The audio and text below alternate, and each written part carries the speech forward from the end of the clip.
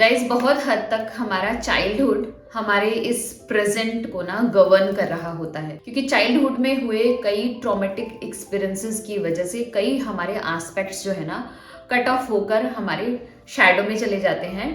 But shadow में गए जो एस्पेक्ट्स हैं, इनकी जो भी सोच थी, जो भी बिलीव सिस्टम था, जो फीलिंग करने का तरीका था, जो उनके इमोशंस थे, वो सब कुछ उनके ही साथ फ्रीज हो जाता है एंड देन वो हमारे शैडो में रेस्ट करता है। अब हमें पता है हम most of the time unconscious रहते हैं, और जब भी हम अनकॉन्शियस रहेंगे ये शैडो अपना पार्ट प्ले करेंगे। सिर्फ 5% हम कॉन्शियस रहते हैं अपनी लाइफ में, इसके अलावा पूरा टाइम हम अनकॉन्शियस होते हैं। तो आप देख सकते हैं किस तरीके से हमारे शैडो में पड़े हुए एस्पेक्ट हमारी इस लाइफ को आज भी गवर्न करते हैं। Hi guys, welcome to my channel healing process. मेरा नाम है सुमन। अपने इस चैनल पर मैं खुद को हील करने के प्रोसेस से रिलेटेड कंटेंट शेयर करती हूँ। गाइस, आज मैं एक इंटरेस्टिंग टॉपिक शेयर करने वाली हूँ। वो है कि जब हमारे साथ ट्रॉमा होता है हमारे चाइल्डहुड में, तो उस समय जो हमारी थिंकिंग होती है, जो हमारे बिलीव सिस्टम होते हैं, जिस तरीके से हम दुनिया को देखते हैं, सब कुछ फ्रीज होकर, हमसे कट ऑफ होकर हमारी शैडो में चला जाता है। यही इंटरेस्टिंग बात है कि ये जो शैडो में गई, ये जो एस्पेक्ट है, ये जो हमारी क्वालिटी है, ये हमारा एक छोटा सा जो रूप है ना, ये कभी ग्रो नहीं करता। ये एक लूप में एज इट इज चलता रहता है। इसको बाहर का एक्सपीरियंस नहीं मिलता क्योंकि ये शैडो में है। ये कॉन्शियस होकर इस दुनिया के साथ इंगेज नहीं करता, डिफरेंट एक्सपीरियंसेस नहीं लेता ना, जिसकी वजह से ये छोटा का छोटा रह जाता है। बट इसका जो बिहेवियर है, ये जो बचपन का बिहेवियर है, चाइल्डहुड बिहेवियर है, ये हमारी लाइफ में ना कई बार डिसीजन लेता है। आई विल से कि मोस्ट ऑफ द टाइम हमारा सब कॉन्शियस ही हमारे इस प्रेजेंट मोमेंट को अफेक्ट करता है। तो जो ये बच्चा है, ये ग्रो नहीं कर पा रहा, इसकी स्टेट है, इसकी जो एज है वो फ्रीज हो चुकी है, जिसकी वजह से ना ये एक लूप में चल रहा है। इट्स लाइक कि एक रिकॉर्ड है, ब्रोकन रिकॉर्ड है, वो बस अटक गया है, वो उससे आगे नहीं बढ़ पा रहा। लेकिन ये छोटा जरूर है, लेकिन इसके अपने बिलीव सिस्टम है, इसका अपना वर्ल्ड व्यू है, जो कि वो टाइम टू टाइम हमारे इस प्रेजेंट स्टेट के गोल्स में, जो भी टारगेट्स हैं हमारे, जो भी विजन है, उसमें अपना जो बिलीव सिस्टम है वो डालता रहता है। अगर हम कॉन्शियसली कुछ और सोच रहे हैं तो अनकॉन्शियसली वो अपना बिलीव सिस्टम बीच में डाल देगा। क्यों? क्योंकि कॉन्शियस रहना हमारे लिए हमेशा पॉसिबल नहीं है। Most of the time unconscious ही अपना पार्ट प्ले करते हैं। I want to share my own example. जब मैं 5 या 6 साल की थी और जब मेरे पेरेंट्स मेरे दोनों सिबलिंग्स को लेकर दूसरे स्टेट में चले गए थे और मुझे छोड़कर चले गए थे, तो उस टाइम जो मैं सोचती थी दुनिया को लेकर, और जो मैंने सोचा रिलेशनशिप को लेकर, जो मैंने बिलीव बनाया कि चाहे पेरेंट्स हो, चाहे सिबलिंग हो, सब आपको छोड़कर चले जाते हैं, यू आर ऑल अलोन, आपको अकेले रहना होता है, you have to survive by your own, you do not need anyone. तो ये बिलीव सिस्टम उस समय बन गया एंड ये जो चाइल्डहुड एस्पेक्ट है कट ऑफ हो गया और ये साइकी में चला गया, हमारे अनकॉन्शियस माइंड में चला गया, शैडो में चला गया। अब मैं बड़ी तो हो गई और मैं इस वर्ल्ड में इंगेज भी करने लग गई।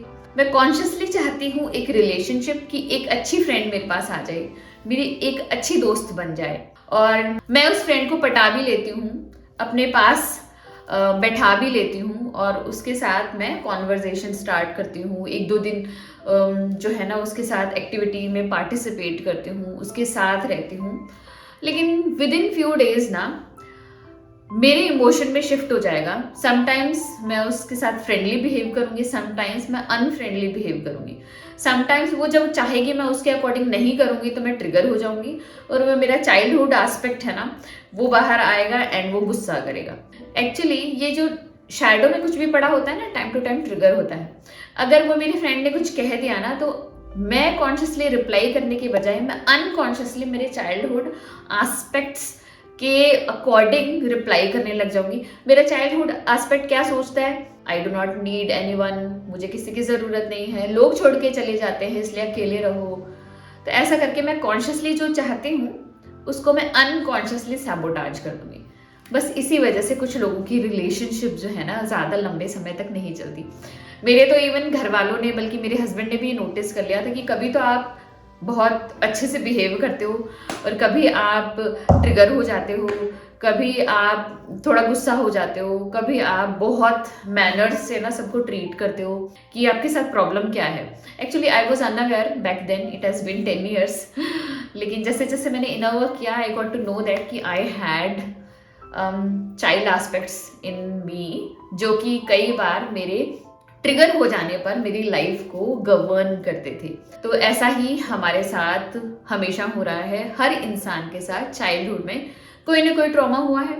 ट्रॉमा नहीं है तो प्रोग्रामिंग हुई है, अनमेट नीड्स जो है उनकी अनफुलफिल्ड रह गई, जिसकी वजह से भी बहुत सारे चाइल्ड एस्पेक्ट्स और शैडोज बनते हैं। तो कहने का मतलब है हर इंसान के अंदर ना बहुत सारी शैडो है, तो जो हम कॉन्शियसली डिसाइड करेंगे ना, मोस्ट ऑफ द टाइम वो अनकॉन्शियसली पूरा नहीं हो पाएगा। हम चाहते कुछ और हैं और हो कुछ और जाता है due to these aspects, due to these shadows. तो हमें क्या करना है, हमें करना है इनर वर्क। इनर वर्क के लिए सबसे पहला स्टेप जो है वो है हमें खुद अपनी फीलिंग्स, अपनी इमोशंस को वैलिडेट करना है, क्योंकि ये फीलिंग इमोशंस जो है ना ये हमारे नहीं है, ये हमारे शैडो में पड़े हमारे चाइल्ड एस्पेक्ट्स के हैं। जब तक इनकी फीलिंग्स और इमोशंस को हम वैलिडेट नहीं करेंगे तब तक ये हमारे अंदर इंटीग्रेट नहीं हो सकते, हम इनको अपना नहीं बना सकते। अगर हम हील होना चाहते हैं तो हमें फर्स्ट ऑफ ऑल हमारी इन एस्पेक्ट्स की सुननी पड़ेगी, हमें हमारे इनर एस्पेक्ट्स की जो भी बिलीव्स हैं उन पर वर्क करना पड़ेगा। मोस्ट ऑफ द टाइम हम गोल कुछ और बनाते हैं, लेकिन हमें पता चलता है यार मेरा बिलीफ तो कुछ और कहता है, ये तो मेरा बिलीफ ही नहीं है। तो एक्चुअली ये बिलीफ हमारे नहीं है, हमारे शैडो में पड़े हमारे एस्पेक्ट्स के हैं। तो आज मैं आपको यही बताना चाहती थी कि हमारे अंदर जो भी एस्पेक्ट्स हैं ये एस्पेक्ट्स बच्चों की तरह हैं। इनके जो बिलीफ सिस्टम है ना, जो बचपन में बन गए थे, वो उतने ही बिलीफ सिस्टम उनके रह गए हैं, दे कैन नॉट एक्सपैंड। तो हमें धीरे धीरे खुद को समझना पड़ेगा, खुद से बात करनी पड़ेगी, खुद को इंट्रोस्पेक्ट करना पड़ेगा कि कोई भी सिचुएशन में हम चाहते ये हैं पर हम ऐसा कर देते हैं, उसके पीछे का रीज़न क्या है। जितना ज़्यादा आप खुद को इंट्रोस्पेक्ट करोगे, जितना ज़्यादा आप खुद को ऑब्जर्व करोगे, उतना ज़्यादा आप अपने इन चाइल्ड एस्पेक्ट्स के साथ कनेक्शन बना लोगे और उतना ज़्यादा आप इनको इंटीग्रेट कर पाओगे। The moment you will start integrating these aspects, ये आपकी लाइफ में कोई भी बुरा इम्पैक्ट नहीं डालेंगे। जो आप चाहोगे आप उनको अचीव कर पाओगे, क्योंकि मोस्टली जो बिलीफ सिस्टम बनते हैं ये चाइल्डहुड में बनते हैं, इन चाइल्डहुड एस्पेक्ट्स की वजह से बनते हैं। आई होप आपको आज का वीडियो पसंद आया होगा। अगर पसंद आया तो मेरे वीडियो को लाइक कीजिएगा, मेरे चैनल को सब्सक्राइब कीजिएगा। मिलते हैं ऐसे इंटरेस्टिंग वीडियो में, तब तक के लिए बाय।